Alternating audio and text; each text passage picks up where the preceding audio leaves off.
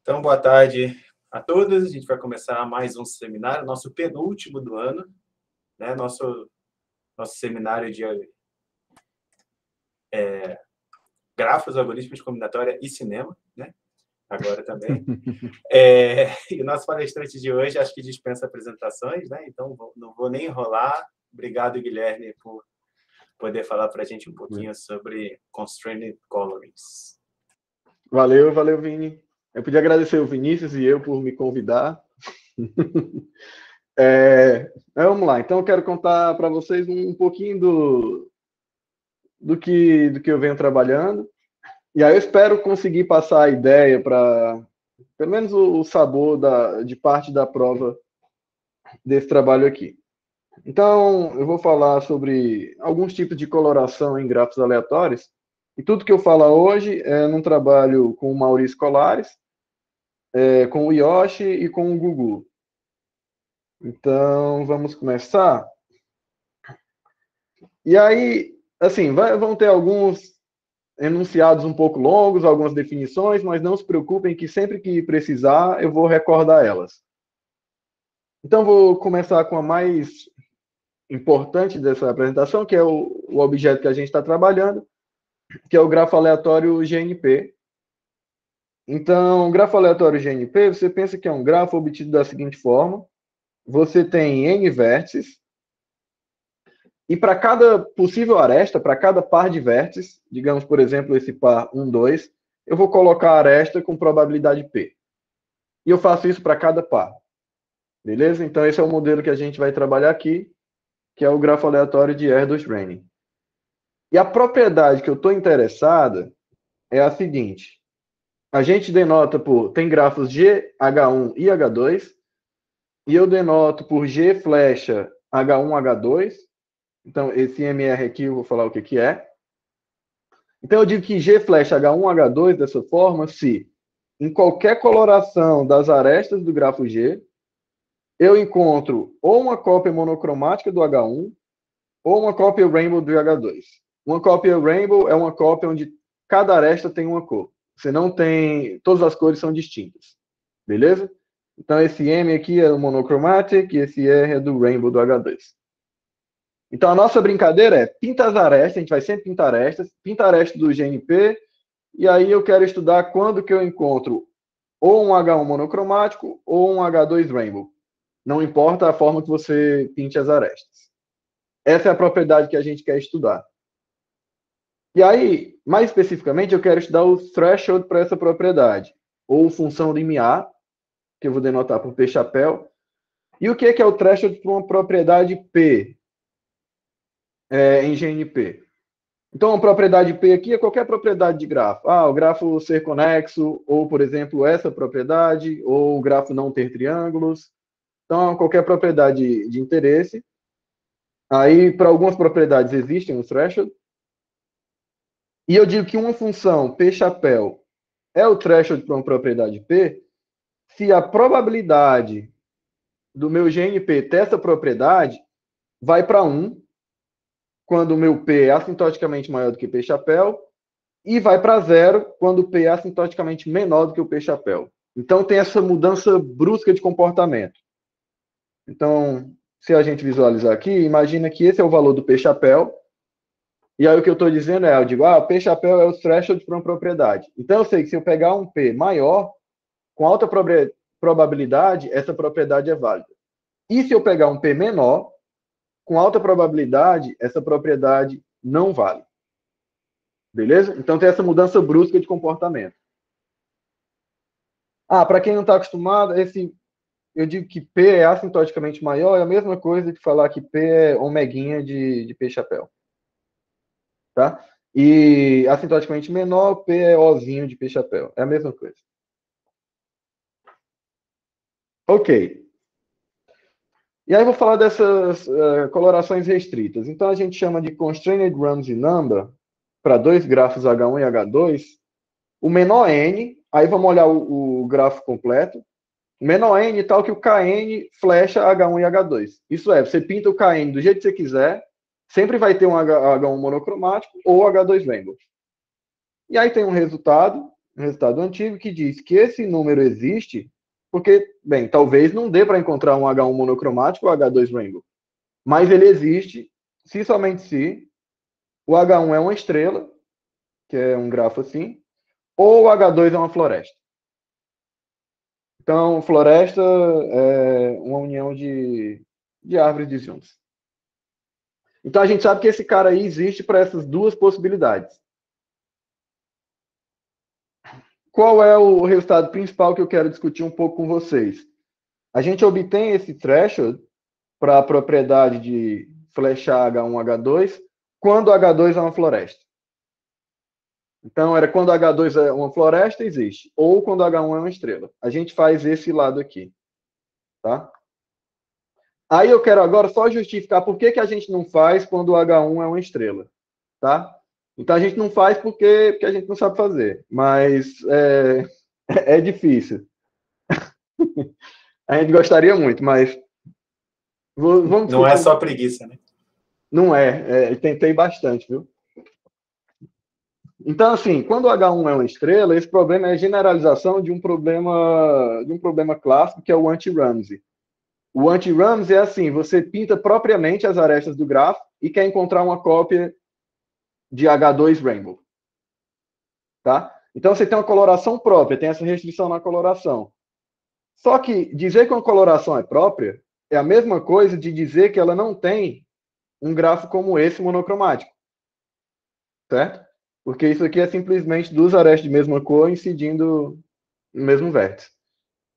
Então, o H1 ser uma estrela é uma generalização desse anti-Ramsey aqui, que é quando o H1 é uma cerejinha.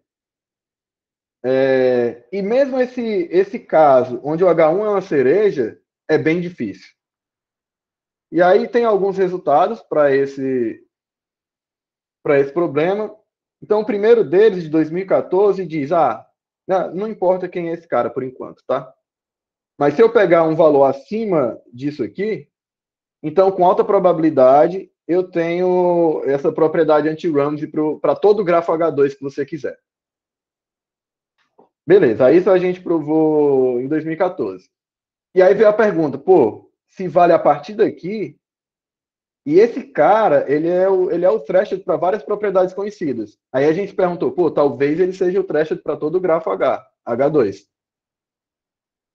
E aí Nenadov, Persson, Slorlich e Steger provaram em 2014 também que, de fato, esse cara é threshold para grafo completo e ciclo suficientemente grande. Tá? Então, eles mostraram de K19 para frente e de C7 para frente. E aí, em 2 artigos com alguns coautores, aí eu mostrei que, de fato, ele é o threshold para todo grafo completo ou ciclo com pelo menos 5 vértices. Mas, até aí já foram 4 trabalhos distintos para provar essas coisas. E aí fica a pergunta, então talvez esse seja o threshold para todo grafo H2. Só que aí a resposta é não. E aí foi aí que a gente ficou um pouco perdido, porque aí a gente mostrou que existe uma família infinita de grafos, que o threshold acontece antes desse valor. E ainda assim a gente não sabe qual é o threshold. Tipo, tem esse valor aí, e aí o primeiro resultado mostrava que a propriedade era válida, daí para frente. Aí o que a gente mostrou foi, para alguma família infinita aí de grafos, começa a valer antes desse valor. Então, o threshold é no máximo esse ponto aqui. Mas mesmo para essa família, a gente não sabe onde é que está o threshold. Então, assim, tem muita coisa em aberta só nesse casinho aqui. Beleza? Então, essa é a história completa desse problema. Não tem mais nada que não está falado aqui. Tá.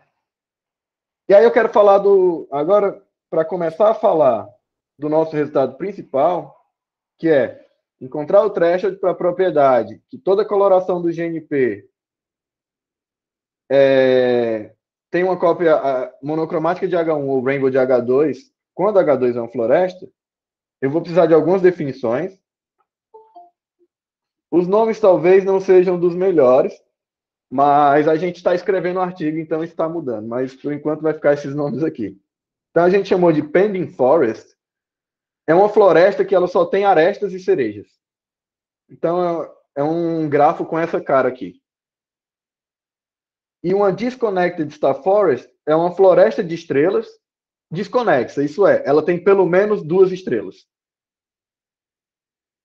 Beleza? Então, por exemplo, isso aqui é uma floresta de estrela, mas não é uma floresta de estrela desconexa, porque ela é conexa.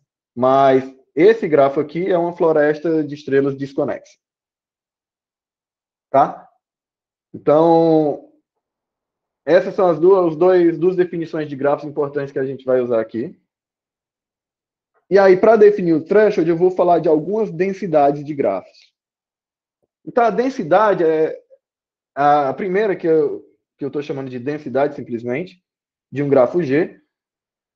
Aí pensa assim, que a densidade de um grafo é a quantidade de arestas desse grafo sobre a quantidade de vértices. Então, quanto mais aresta o grafo tiver, mais denso ele vai ser.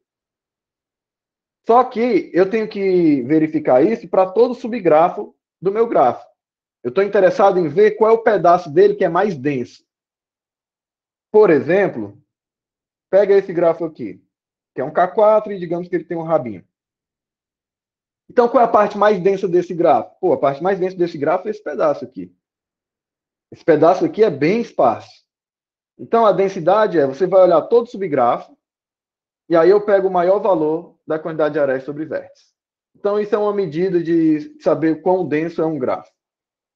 Então, nesse caso, a densidade desse cara seria quanto? Seria 6, que é a quantidade de arestas aqui, sobre 4. Beleza? Só para a gente saber ter um saborzinho aí. Aí, eu tenho a 2 densidade. Ignora esse caso aqui, é uma tecnicalidade. Mas é parecido com a definição de cima, de novo, para todo subgrafo. Só que agora tem um -1 aqui e um -2 no denominador. Então, isso tem algumas formas de dar uma intuição, mas o ponto, deixa eu pelo menos falar algo, aqui é o ponto onde a quantidade de cópias do seu grafo é assintoticamente igual à quantidade de arestas do grafo GNP. Se eu estou olhando no GNP, então esse é o ponto onde essas coisas se igualam. Como assim? Pega um grafo J, e aí eu quero olhar quantas cópias de J eu tenho num grafo GNP. Bem, se eu quero saber quantas cópias do grafo J eu tenho lá dentro, eu tenho que escolher os vértices para o J. De quantas formas eu posso escolher esses vértices? Pô, N escolhe quantidade de vértices de J. Só que aí, cada aresta de J vai ter que estar presente nesse grafo. Quantas arestas eu tenho? Quantidade de arestas de J. E cada uma está lá com probabilidade P. Então, isso vai me dar um P elevado à quantidade de arestas de J. Tá? Como a gente não liga para constante, etc., isso aqui é aproximadamente, isso é assintoticamente N elevado a vértice de J, P elevado a E de J. E aí, quantas arestas eu espero ter no GNP? Pô, eu tenho N escolhe 2 pares de vértices e cada um está presente com probabilidade P. Então, eu tenho da ordem de N ao quadrado P arestas.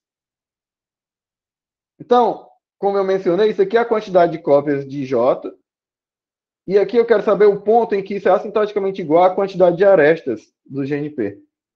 E aí, se a gente fizer a continha aqui, isso vai dar um P igual a N a menos 1 sobre a 2 densidade do J. Tá? Isso aqui foi um parêntese, só para eu não jogar isso na cara de vocês sem dar nenhuma explicação. Beleza? Mas é uma medida de densidade. E aí a última densidade, prometo. Eu vou lembrar desses caras quando eles aparecerem. Aí pega agora grafos H1 e H2.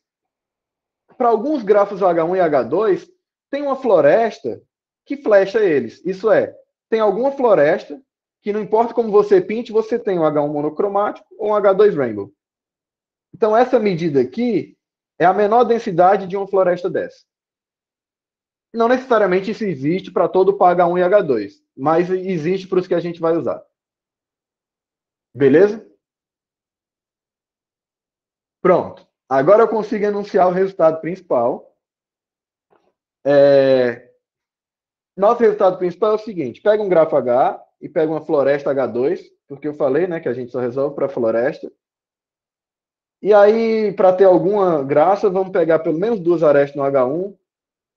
E aí, no resultado principal, eu pego um H2, uma floresta com 3 arestas, pelo menos. Então, a gente consegue dividir em 2 possibilidades esse resultado, que aí, dependendo, o threshold vai ser dado por esse valor envolvendo a 2 densidade do H1, e aí percebe que o H2 não tem nenhum papel aqui no threshold, né? Então, só uma observaçãozinha. E no outro caso, vai ser dado por esse valor. Tá?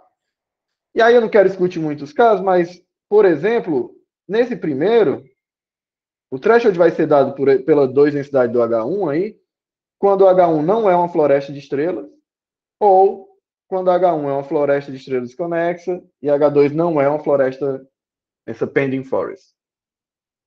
E aí tem os outros casos, mas eu vou falar mais na frente.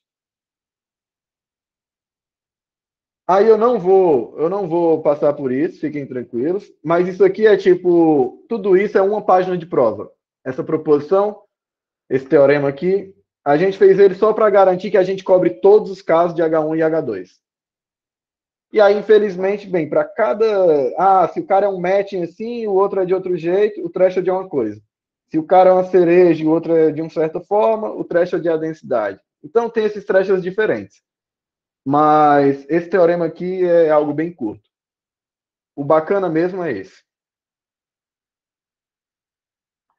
E aí o que eu quero é pelo menos comentar brevemente a prova desse cara. Beleza? E aí é uma prova sobre grafos aleatórios. Então agora eu quero mencionar alguns resultados sobre grafos aleatórios para a gente.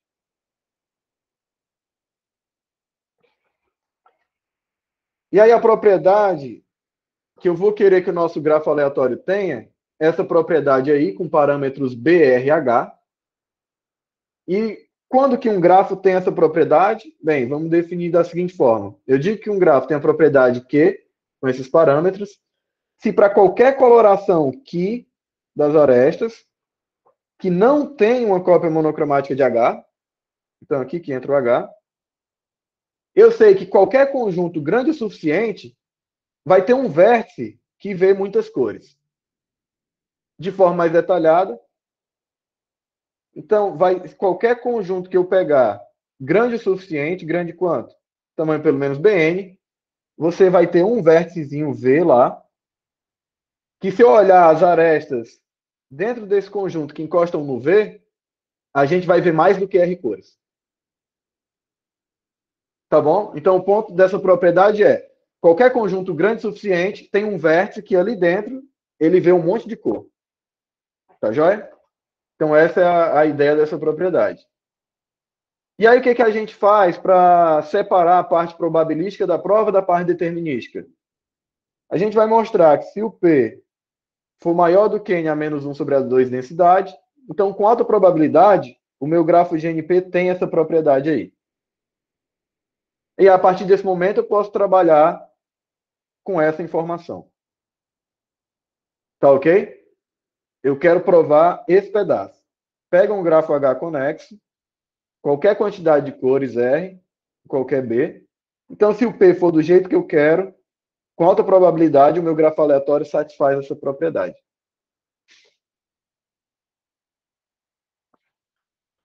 Certo. Deixa eu ver aqui. Meu tempo tá. Então, eu vou mencionar alguns resultados clássicos aqui de grafos aleatórios. Então, por exemplo, esse resultado do bolo baixo diz que o threshold para GNP ter uma cópia de um grafo H é N a menos 1 sobre a densidade de H. Então, se eu pegar um P maior do que isso, eu vou encontrar uma cópia do meu H dentro do grafo aleatório. E aí a gente pode pensar no seguinte, tá, eu quero agora uma propriedade mais forte do que somente encontrar uma cópia do grafo. Eu quero que em qualquer coloração das arestas, com R cores, então você escolhe a quantidade de cores, e você pinta as arestas. Então eu quero que se eu pegar um P maior do que N a menos 1 sobre a 2 densidade do grafo, qualquer coloração com R cores, você tem um H monocromático. Essa é a anotação aqui. Beleza? Então, a situação é a seguinte. N a menos 1 sobre a... Pega um grafo H, seu grafo H favorito aí, escolhe. Então, a partir desse ponto, eu sei que o GNP tem uma cópia de H, se eu pegar um P maior do que isso. Mas se eu pegar um P maior do que esse valor aqui, com a 2 densidade, então eu sei que não só tem uma cópia de H, mas em qualquer coloração com R cores, você tem um H que é todo da mesma cor. Beleza? Então você aumenta o P, você tem uma propriedade mais forte. Então, com a densidade é o threshold para conter uma cópia, com a 2 densidade é o threshold para toda coloração ter uma cópia monocromática. Você tem alguma intuição para o R não desempenhar o papel aí? O R aqui, o ponto é só que o R é fixo, ele não depende de N. Então o R ele é pequeno. Talvez demore mais para chegar, mas chega. Mas chega, com N bem grandão. Tá. Então o R é assim, se o R é fixo, não depende de N, eu posso pegar aqui o N que eu quiser, eu estou indo para o infinito. Então aí é por isso que fica limitado a quantidade de cores que você usa para a quantidade de versos que você tem em arestas. Beleza? Mas esse é um ponto importante. Por isso que o R é a primeira coisa aqui que a gente fixa. Ele não depende de N. Então você pode imaginar como R um número pequeno e H um grafo pequeno também. Que também não depende de N. Então o H é um grafo pequeno, tipo um K1000. Certo? Ou um K1 bilhão. Mas ele não depende de N. Beleza. Só que aí, o que esse teorema dá pra gente? Pô, esse teorema dá pra gente o seguinte. Uma das coisas que ele dá é, se eu pegar um P maior do que esse cara, então a probabilidade de ter essa propriedade vai para 1. Só que isso não é suficiente para a gente. A gente precisa de um fortalecimentozinho, que também foi provado por Rodel e Rutinsky, que é o seguinte, se eu quero olhar só esse lado do P maior, então a probabilidade da gente ter essa propriedade, não só ela tende a 1, mas ela tende a 1 muito rápido. A probabilidade de dar errado é 1 menos esse trequinho aqui. Pô, mas esse trequinho, ó, é 1 sobre E elevado ao que vai para infinito. Então, isso aqui vai para zero muito rápido. Então, essa probabilidade de funcionar é absurdamente alta. Tá joia? E aí, por que eu quero isso? Bem, só para provar o seguinte corolário, que é, se eu pegar o P que a gente quer, maior do que esse lance da 2 densidade, então eu sei que qualquer coloração do GNP, sem uma cópia monocromática do H, se eu olhar qualquer conjunto grande o suficiente, um epsilonzinho N, eu sei que a coloração dentro desse conjunto, ela tem mais do que R cores. Beleza? Então, assim, se você tem uma coloração que evita uma cópia monocromática de H, você tem que ter muita cor. Tá joia? De novo, o R aqui é o R que você quiser, desde que ele não dependa de N. Tá? Então, obrigado pelo comentário, Vini. Isso é essencial mesmo. E aí a prova, eu não vou mostrar, mas essencialmente é esse teorema aqui, que dá essa probabilidade muito forte de funcionar. E por que eu preciso dessa probabilidade forte? Porque é para todo conjunto desse tamanho. Então, assim, se eu tenho aqui o meu GNP, eu não quero que isso fale para esse conjunto X de tamanho εn. Então tem que valer para esse conjunto, para todos esses. Então eu faço um union bound sobre todos os conjuntos possíveis. Mas, como essa probabilidade de dar errado é tão baixa, ainda assim dá certo para a gente. Beleza? Então eu sei qual é a mensagem que fica desse corolário. O que é importante para a gente lembrar para depois. Se você pintar o GNP sem cópia monocromática de H, qualquer conjunto grande que eu pegar, tem mais do que R cores ali dentro. Então é isso. Quando precisar, a gente lembra. Aí eu prometo que é o último resultado auxiliar agora. Tá? Então eu vou chamar uma coloração de R local, é um nome intuitivo.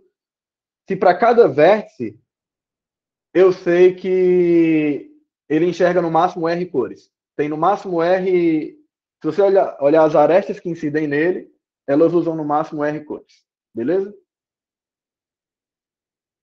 Então, uma coloração de um grafo F que é dessa forma, eu digo que ela é R local. Se ela é assim para todo vértice. Aí, o que diz esse resultado do Rutinsky e Trutinsky? Eu acho que pronuncia assim.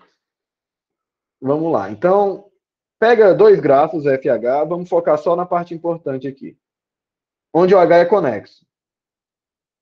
Se tem uma coloração do F que é R local, e não tem cópia monocromática do H, então todo vértice vê no máximo R cores, e eu não tenho a cópia monocromática do H.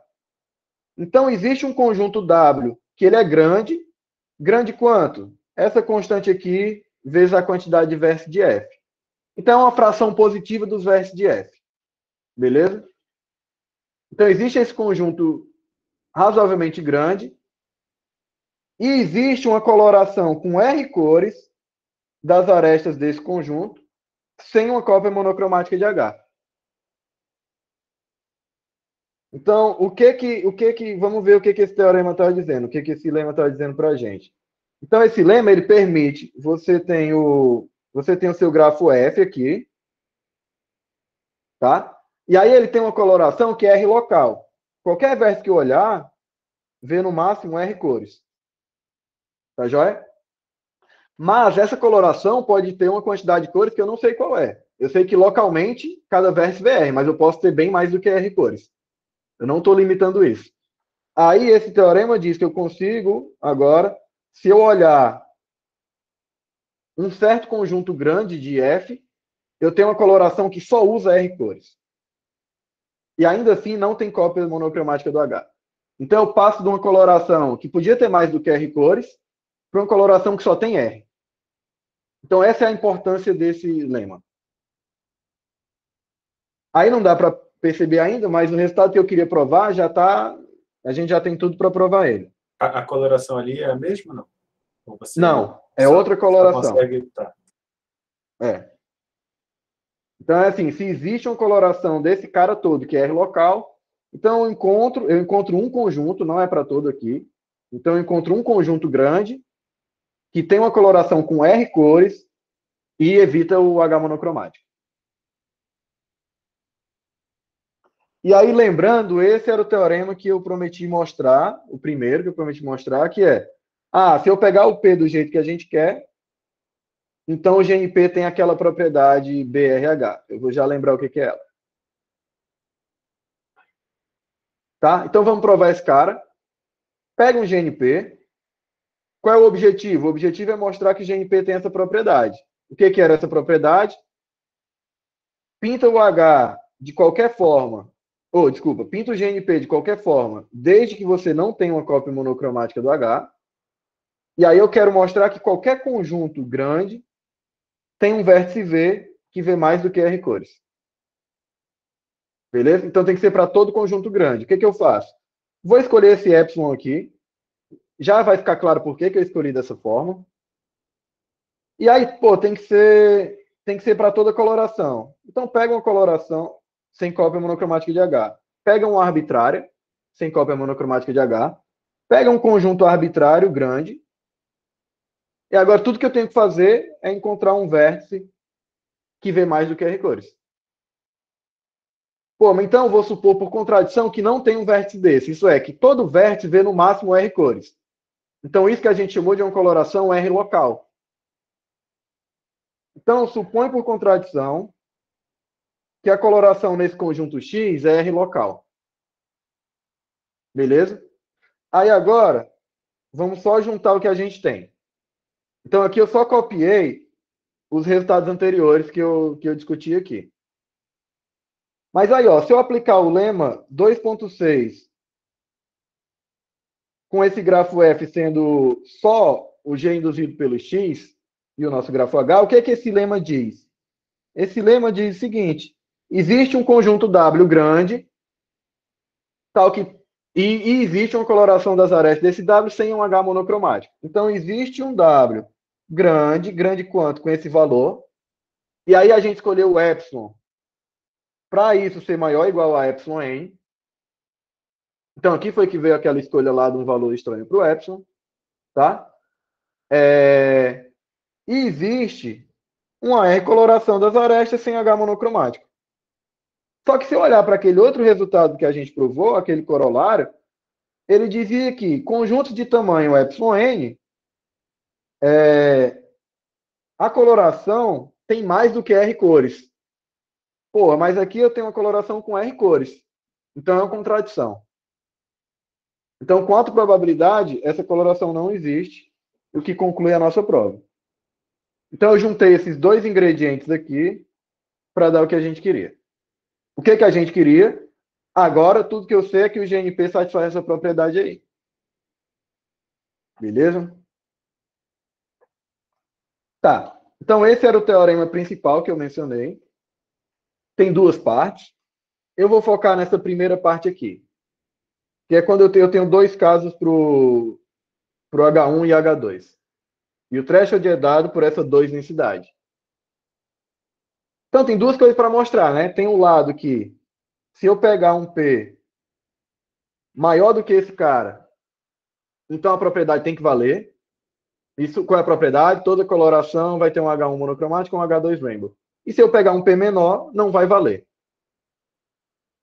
O que é não valer? É a gente mostrar que existe uma coloração que não vale. Então, basta exibir uma.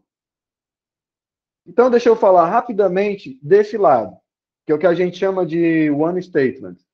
Pega um P maior e eu quero mostrar que a propriedade de interesse vale. Tá bom?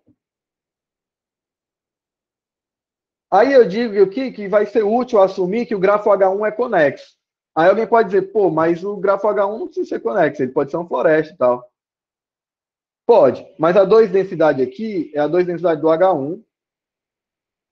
E se eu pegar aqui, pego uma floresta qualquer, digamos essa, ou sei lá, ou essa floresta. A 2 densidade dela é a mesma 2 densidade desse grafo que você conecta as componentes com uma aresta. Então, se eu assumir que o H1 é conexo, de boa, porque eu posso adicionar essas arestas, se ele não for, a 2 densidade é igual, e aí, mas se eu encontrar uma cópia monocromática desse grafo aqui, pô, se uma cópia monocromática dele, aí é que eu tenho uma cópia monocromática do grafo de interesse também, certo? É mais fácil ainda. Então, não tem problema assumir que ele é conexo. Ok. E aí, deixa eu dar a ideia da prova.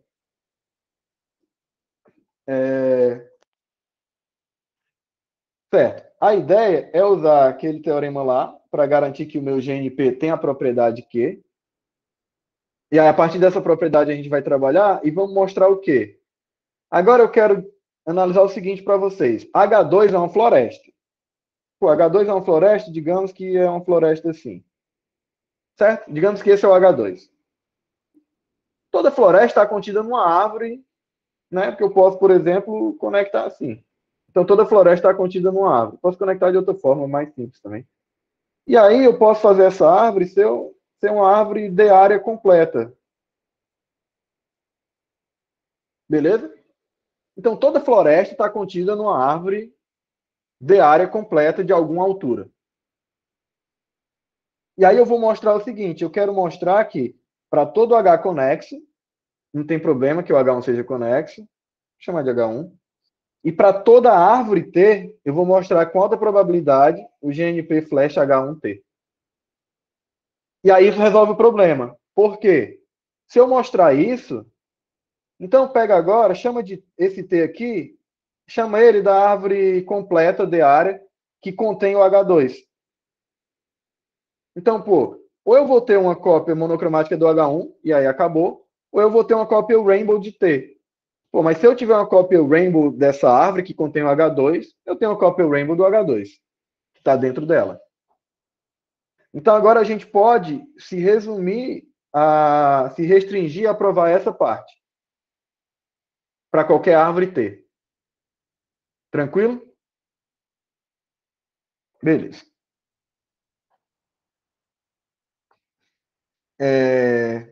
Tá? Então, nosso objetivo agora é provar o seguinte resultado. Pega um H conexo, pega o P do jeito que a gente quer, Então, com alta probabilidade, o GNP vai flechar H e essa árvore de área completa de altura H. Hzinho. Aí, eu estou pensando numa coisa. Eu vou só mencionar aqui por onde que vai essa prova. O que é o Teorema 2.1? O Teorema 2.1 é, o nosso GNP tem essa propriedade. Então, a partir daqui, eu consigo separar a probabilidade da parte determinística. Como? Pô, se o GNP tem a propriedade, basta eu mostrar que esse resultado vale para todo gráfico que satisfaz essa propriedade. Tá? Então, foca aqui, ó, nessa parte. Pega um gráfico que satisfaz a nossa propriedade Q.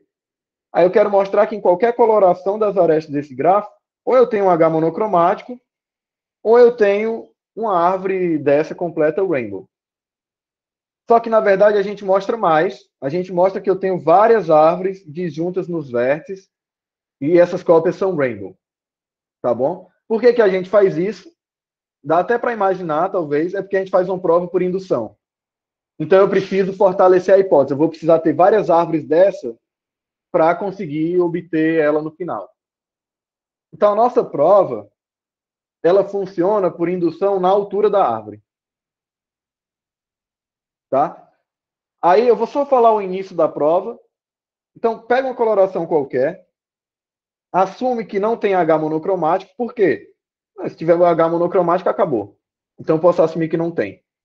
E aí, a ideia vai ser, então, eu vou encontrar um monte de cópia da árvore, da sub-árvore dessa árvorezinha com altura 1.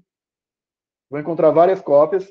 Baseado nisso, eu vou encontrar várias cópias dela, rainbow, de altura 2, e vou fazer isso por indução. Tá bom? Então, só para comentar o caso base, eu não vou fazer a prova, porque é muito longa, mas aí a gente vai ter que ver essa quantificação. Qual é a quantificação? Para qualquer D e qualquer H, porque eu quero para qualquer árvore, né? Então, pode ser uma árvore D área de altura H, qualquer que seja o D e o H.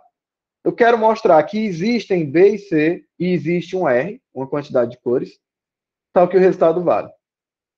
E aí eu digo para vocês que, por exemplo, para H igual a 1, que é a base da minha indução, essa é uma escolha boa. Eu pego o B igual a meio, o C igual a esse cara e o R igual a D menos 1. Tá? Por quê? Pô, vai ter um... Eu vou ter um cara desse aqui, rainbow. Como é que eu garanto que eu tenho um? O meu grafo é um grafo que satisfaz essa propriedade Q. Que ela diz o quê? Todo conjunto grande, grande para mim ganhou um significado novo, né? O B é meio. Então, grande para mim vai ser conjunto de pelo menos metade dos vértices. Então, se eu pegar metade dos vértices, vai ter um vértice que vê mais do que R cores. Beleza? Então, se eu pegar todos os vértices do meu grafo, vai ter um Vzinho que vê mais do que R cores. E o meu R é D menos 1. Então, ele vê pelo menos D cores. Pô, mas essa é a árvorezinha que eu quero encontrar o rainbow, de altura 1. Beleza? Aí, o que eu faço? Joga fora esse cara aqui agora. Joga fora não, separa ele. Mas, pô, separei, dê mais um vértice. Sobrou vértice pra caramba ainda. Então, então o que sobrou é mais da metade dos vértices. O que eu faço? Pela minha propriedade, e aí vocês percebem que ela tem que valer para todo conjunto grande. Eu estou usando isso repetidamente. Eu encontro outra cópia desse. E aí eu consigo, enquanto eu tenho metade dos vértices, eu consigo fazer esse rolê. Beleza? E aí eu encontrei várias cópias rainbow da minha árvore de altura H. Então a gente acabou de provar o caso base.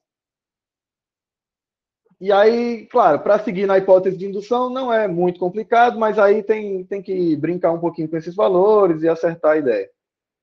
Mas eu acho que deu para pegar o sabor de por onde que vai isso. Tá bom? Tá. Bem, aí eu não vou mostrar essa prova, mas ela estaria aqui guardadinha pronta. Mas é bem nesse espírito de ir crescendo a árvore com cuidado e garantindo que eu tenho cor suficiente para no final eu ter as minhas cópias rainbow. E aí isso já prova esse lado, quando o P é maior. Quando o P é menor, a prova é totalmente diferente. É outro sabor, porque agora eu tenho que mostrar que existe uma coloração que não tem H1 rainbow nem H2 monocromático. Tá? Então, o que eu quero é, pega um P menor do que esse e mostra que a propriedade não vale. É o que a gente chama de zero statement. Aí tem dois casos, né? O meu teorema. O primeiro caso é quando a H1 não é uma floresta de estrela. Pô, mas esse resultado aqui que eu mostrei lá no começo diz o seguinte: para qualquer quantidade de cores, se o grafo não é uma floresta de estrela, o threshold é dado pela 2 densidade. Aí o que eu faço? É para qualquer quantidade de cores. Então pega duas cores. O que esse teorema me diz? Pô, diz que se tu pegar um P menor do que esse valor, que é o mesmo valor que a gente tem aqui, então essa propriedade não vale. O que é essa propriedade? Existe uma coloração sem cópia monocromática do H. Beleza? Então, eu sei que se eu pegar esse meu P, existe uma coloração com duas cores, sem cópia monocromática do H1. Ah, mas talvez tenha uma cópia rainbow do H2. Não, porque eu só tenho duas cores, e o H2 tem pelo menos 3 arestas. Beleza? Então, assim, é por um motivo simples, que é, eu pintei só com duas cores. Com duas cores é impossível ter um H2 rainbow, porque o H2 tem que ter pelo menos 3 arestas. Então eu preciso de pelo menos 3 cores. Então aqui não tem o que fazer, segue direto.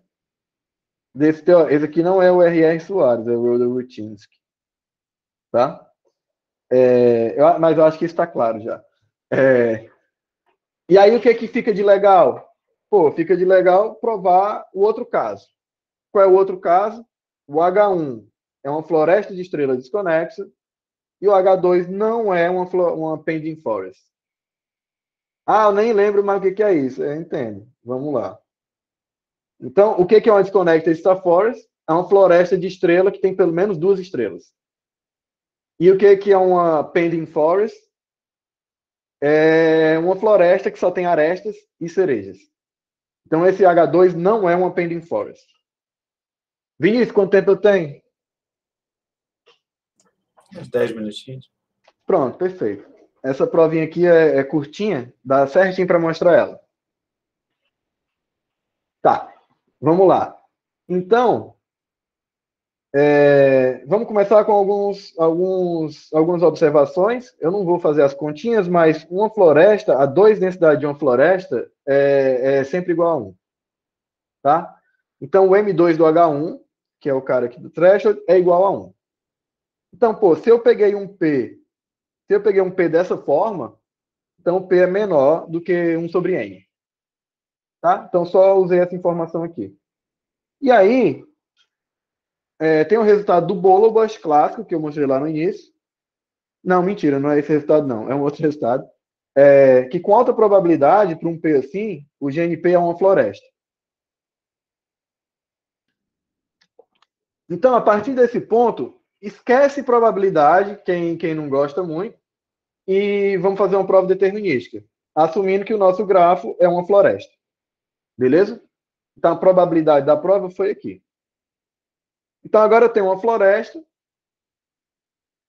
Qual é a ideia? É encontrar, qual é o objetivo? Encontrar uma coloração de uma floresta F qualquer que não tem H1 monocromático e não tem H2 rainbow. Tá joia? Então, nosso objetivo é dessa coloração. Então, pega aqui a nossa floresta, digamos que ela tem árvores T1, T2 até TK. E as alturas eu chamei de H1 até HK. Tá bom? Aí eu vou dar um nome para esses vértices. Eu vou rotular os vértices. Vou chamar de V1, V2, V3. Então, vou pegar essa ordenação. Esquece, não foca no que está escrito aqui, não. Melhor eu falando, porque é mais fácil visual aqui. Então, como é que eu vou dar essa ordem? Pô, pega as tuas árvorezinhas, aí chama esse cara de V1, esse de V2, de V3. Então, eu vou descendo assim, na ordem da busca em largura. V4. Acabou, eu vou para a próxima árvore. V5, V6, V7, V8. Então, vou nomeando dessa forma. Tá? Beleza, aí tenho aqui a minha rotulação, meus N-vértices. Aí a primeira observação importante é o seguinte: H2 não é uma pending forest. Então, ele não é um cara desse tipo. O que significa? Se ele não é assim, é porque ele tem uma estrela com mais de 2 perninhas. Isso é, o grau máximo é pelo menos 3. ou ele tem um caminho com pelo menos 3 arestas. Então, essas são as duas possibilidades. Beleza? Então, aqui que entra a importância da estrutura do H2. Tá. Aí eu vou analisar esses dois casos separados. E aí a coloração aqui é de boa. Se eu estou no caso onde o grau máximo do H2 é pelo menos 3, isso é, eu tenho que ter um cara desse com 3 cores, né?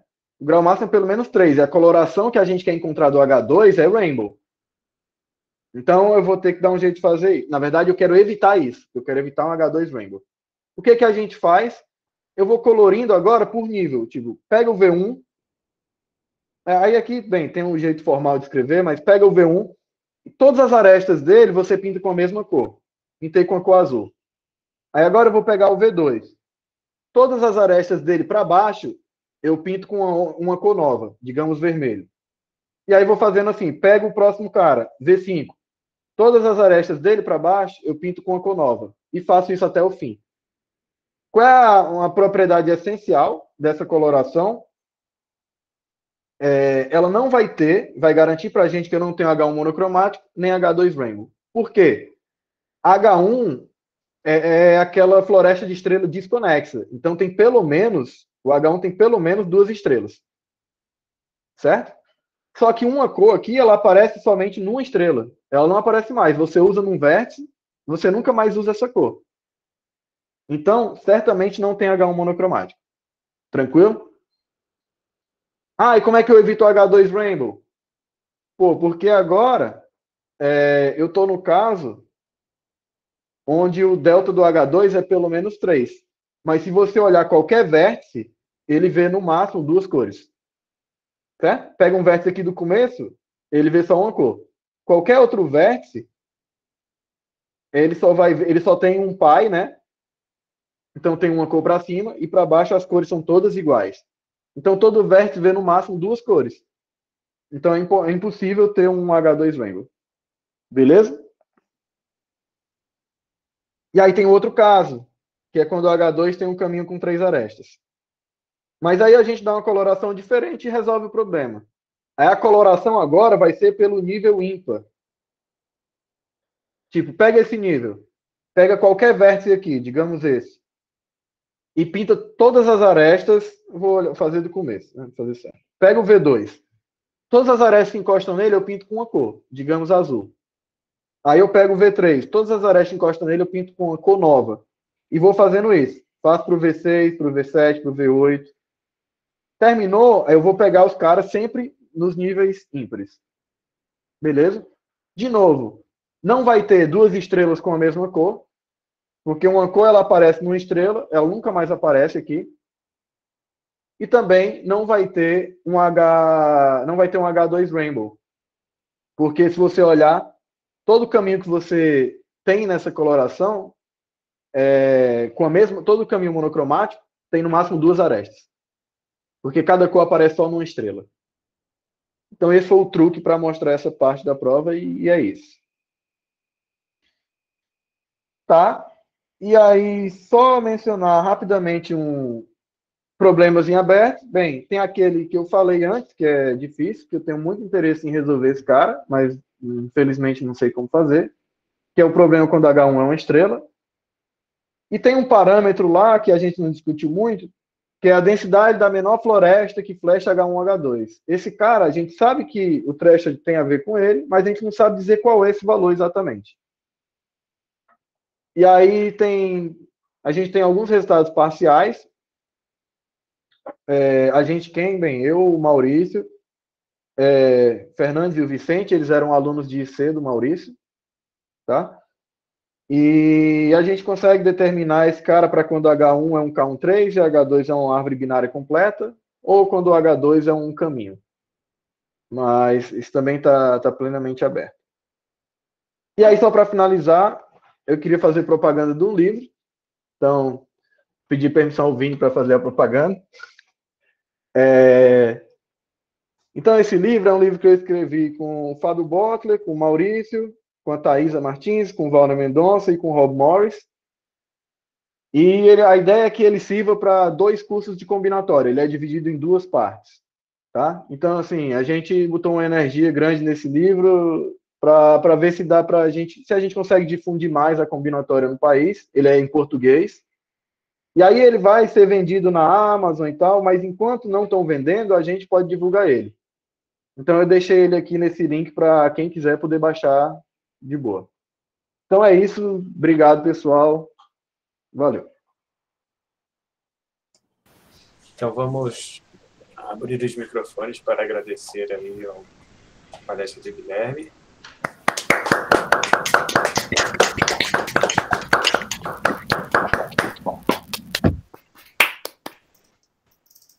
E agora temos tempo para perguntas.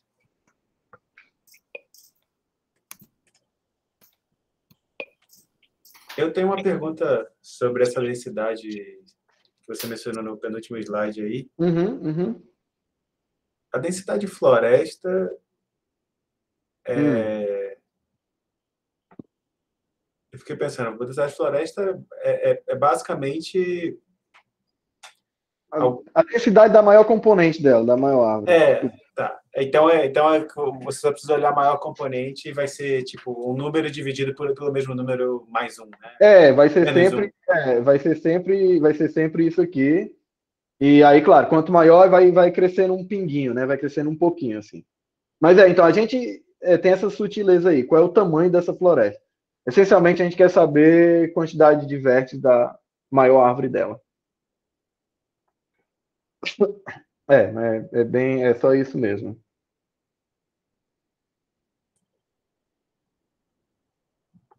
E aí, assim, essa parte é puramente, determinar isso é puramente combinatório, grafinhos, assim, não tem nada extremal, não tem nada probabilístico, talvez, não sei. Grafinhos. Aqui né, você chama de grafinhos, Acho o nome carinhoso. E você falou do livro, então tem que fazer propaganda que é mais um livro, né?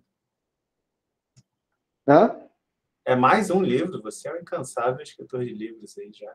Não, esse só tem esse, pô, publicado. Publicado, né? Esse deu um trabalho, Nossa.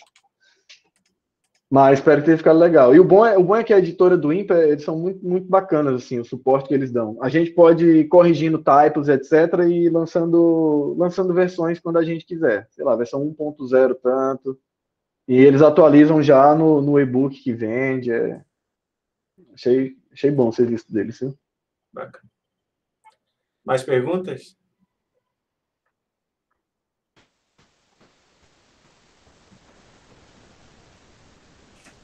Ligaram o microfone, eu achei que vocês iam perguntar, mas eu estou vendo que vocês estão preparados para o segundo agradecimento. Então, obrigado, Guilherme. Valeu, pessoal. E parabéns pelo livro. Valeu. Concordo com o Butler. Difícil, mas didático.